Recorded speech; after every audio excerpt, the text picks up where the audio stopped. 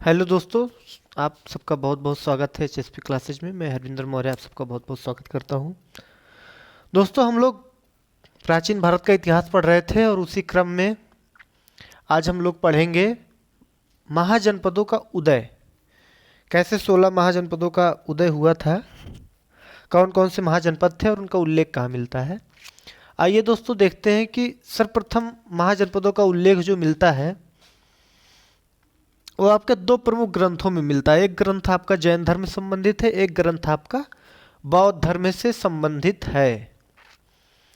पहला ग्रंथ आपका है जो अंगुत्तर निकाय। अंगुत्तर निकाय अंगुत्तर निकाय आपका ये बौद्ध धर्म से संबंधित ग्रंथ है। दूसरा जो आपका है भगवती सूत्र।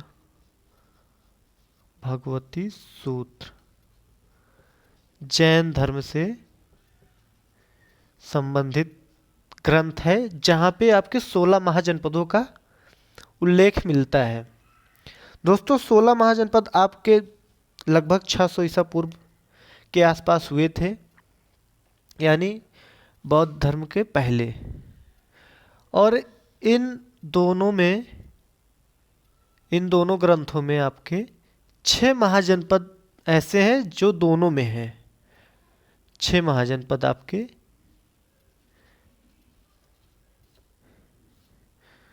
दोनों ग्रंथों में बताए गए हैं। कॉमन इनमें से 6 ही महाजनपद हैं, बाकी 10 इसमें अलग बताए गए हैं, 10 इसमें अलग बताए गए हैं, लेकिन दोनों में 16-16 महाजनपद आपके बताए गए हैं।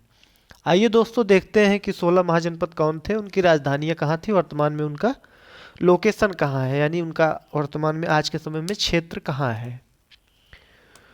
तो दोस्तों, आपका पहला महाजनपद अंग है, जिसकी राजधानी चंपा थी। वर्तमान में इसका आधुनिक स्थान जो है, वर्तमान में क्षेत्र इसका भागलपुर मुंगेर वर्तमान में बिहार में है, आपका यहाँ पर है। दूसरा महाजनपद आपका मगध है, जो कि प्राचीन भारत का सबसे बड़ा महाजनपद था। इसकी राजधानी गृहविरज राजगृह और बाद में पाटलिपुत्र हो गई। पाटलिपुत्र, पटना गया, आज का जो इसका लोकेशन है वो आपके पटना गया के क्षेत्र के आसपास है। तीसरा महाजनपद आपका है काशी महाजनपद, वर्तमान में वाराणसी। वाराणसी इसकी राजधानी उस समय हुआ करती थी। वर्तमान में बनारस के आसपास का क्षेत्र जो है बनारस। आपका जो वाराणसी है, वाराणसी दो नदियों के बीच बसे होने के कारण इसका नाम वाराणसी पड़ा था। वरुणा नदी और अस्सी नदी। अस्सी नदी, बनारस में आपका एक 80 घाट भी है। इसके बीच का जो क्षेत्र है आपका, वो आपका वाराणसी के नाम से जाना गया। चौथा महाजनपद आपका है वज्जी। इस महाजनपद की राजधानी वैशाली या विदेह या मिथिला। मिथिला की राजकुमारी सीता माता थी, और हम जानते हैं कि हम लोग मिथिला जो है आपका नेपाल में है। उस समय भी वज्ज जो आपका हुआ करता था, ये वज्जी विश्व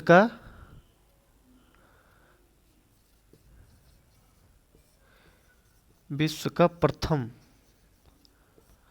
गणराज्य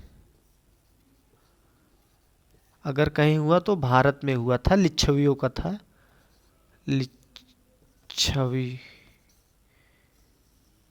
लिच्छवी का शासक था। लिच्छवियों का शासन था। विश्व का पहला गणराज्य। गणराज्य मतलब वो होता है दोस्तों, जहां कई गणों या संघों को मिलाकर राज्य किया जाए। जबकि राजतंत्र में ये होता है कि कोई एक व्यक्ति राजा होता है और वही सर्वसर्वा होता है, लेकिन गणराज्य में ऐसा नहीं होता है। विश्व का प्रथम गणराज्य आपके वज्र में था, वैशाली, विदेह, मिथिला में। इनकी राजधानियां हुआ करती थी 3 नाम से। और दोस्तों जो आपकी वैशाली महाजनपद था या मिथिला, नेपाल के 8 राज्यों का संघ था। नेपाल के 8 राज्यों का संघ, तभी संघ या गणराज्य, गण जो मिला के आपके वैशाली बने थे। इसके बाद कौशलपुर राजा आप सुने होंगे, राम के लिए आता है रामायण में। क्योंकि दोस्तों रामायण या महाभारत का उल्लेख यहाँ बार बार मिलेगा, ऐसे ऐसे क्षेत्र मिलेंगे जहाँ से रामायण महाभारत का कोई ना कोई संबंध रहा है। तो आसपास के ही समय काल की बात होगी ये। कौशल अयोध्या के आसपास का क्षेत्र, इसकी राजधानी श्रावस्ती। बौद्ध धर्म में इसका नाम सहेत महेत भी मिलता है। श्रावस्ती का एक और नाम सहेत महेत मिलता है। फैजाबाद नाम चेंज हो गया है, अयोध्या कर दिए हैं बाबा जी। तो फैजाबाद या अयोध्या, गोंडा, बहराइच यूपी के ही राज्यों में इनका उल्लेख मिलता है। इसके बाद दोस्तों देखते हैं अवंती। अवंती आपके मध्य प्रदेश के मालवा राज्य के आसपास के क्षेत्र। इसकी 2 राजधानियां थी। एक राजधानी आपकी उज्जैन थी, उत्तरी अवंती की राजधानी आपकी उज्जैन थी, और दक्षिणी अवंती की राजधानी आपकी महिष्मती थी। महिष्मती का नाम आपने सुना होगा बाहुबली मूवी में, वहाँ आपके महिष्मती साम्राज्य का उल्लेख मिलता है। ते महाजनपद की राजधानी थी अवंती महाजनपद। 2 राजधानियां थी अवंती की, 2 राजधानियां। उत्तरी अवंती की उज्जैन थी, दक्षिणी अवंती की महिष्मती थी। वर्तमान में लोकेशन मालवा एमपी में है। तीसरी इसके बाद आपका जो महाजनपद है वो आपका मल्ल महाजनपद है। मल्ल महाजनपद, इसकी राजधानी कुशावती या कुशीनगर। इसके अलावा इसकी एक राजधानी और हुआ करती थी पावापुरी। इसकी भी 2 राजधानियां थी, 2 राजधानी।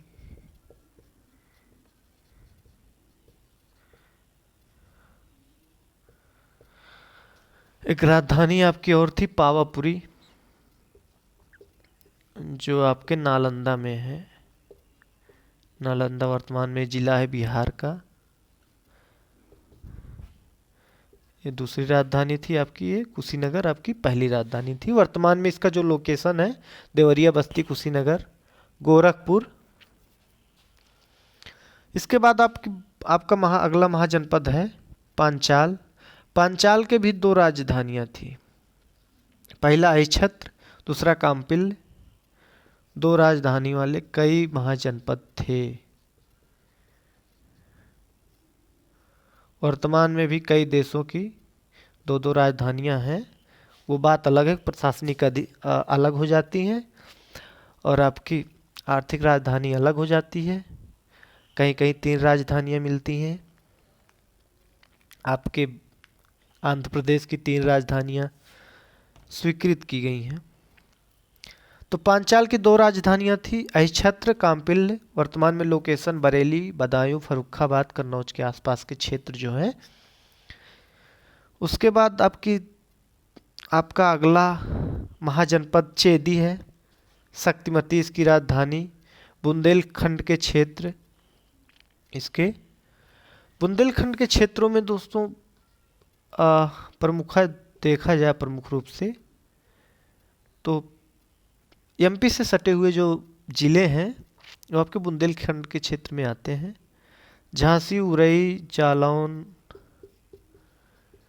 महोबा, बांदा, ललितपुर, हमीरपुर, ये सब आपके चित्रकूट, महोबा आदि जो जिले हैं, यहाँ पे आपके चेदी महाजनपद का वर्तमान लोकेशन है। कुरु, दोस्तों कुरु यानी कौरव यानी हस्तिनापुर। हस्तिनापुर कौरव पांडवों की राजधानियां हुआ करती थी। वर्तमान में इसका लोकेशन आपके दिल्ली, मेरठ, हरियाणा के कुछ क्षेत्रों के आसपास पाया जाता है। राजधानी उस समय आपके इंद्रप्रस्थ हुआ करती थी। वर्तमान में दिल्ली में आपका इंद्रप्रस्थ स्थान है। वर्तमान में तो एक मेट्रो स्टेशन है यहाँ। ये आपके कौरव पांडवों की राजधानियां हुआ करती थी। उसके बाद दोस्तों आपका मत्स्य राज्य है।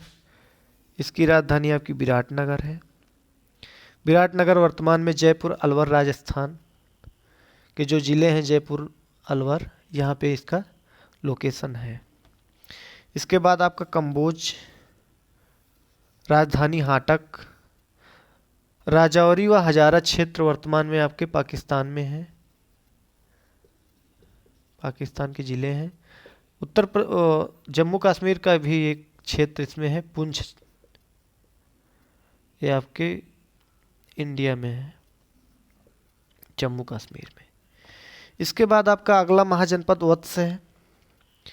वत्स महाजनपद, राजधानी कौशाम्बी, इलाहाबाद, प्रयागराज, कौशाम्बी, मिर्ज़ापुर के आसपास के जो क्षेत्र हैं वर्तमान में यहाँ इनका लोकेशन है। इसके बाद आपका अगला महाजनपद है सूरसेन, मथुरा, और मथुरा वर्तमान में मथुरा के ही आसपास है, मथुरा में ही है। अगला महाजनपद आपका बहुत इंपॉर्टेंट है दोस्तों, अस्मक, राजधानी पोटली या पोतन, गोदावरी की नदी के आसपास है। प्रतिष्ठान राज्य, या इसी का नाम कहीं कहीं पोठन मिलता है। दोस्तों इसकी विशेषता है कि दक्षिण भारत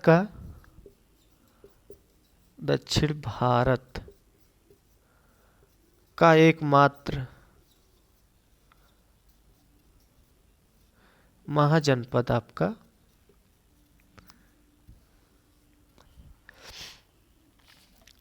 इसके बाद दोस्तों आपका गांधार है। वर्तमान में राजधानी इसकी तक्षशिला, और लोकेशन जो है रावलपिंडी, पेशावर, दोनों पाकिस्तान के ज़िले हैं। तो ये रहा दोस्तों 16 महाजनपदों का एक परिचय। इसके साथ दोस्तों देखते हैं भारत विश्व का प्रथम विश्वविद्यालय जो था, विश्वविद्यालय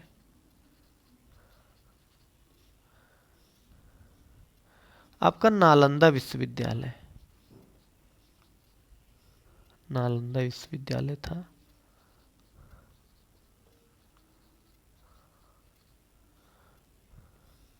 जो आपके नालंदा जिले के नालंदा जिले जो आपके बिहार में है वहाँ पर स्थापित था। तो ये दोस्तों आपके 16 महाजनपदों का एक सामान्य सा परिचय रहा। अब देखते हैं कि इसमें क्वेश्चन कैसे पूछे जाते हैं।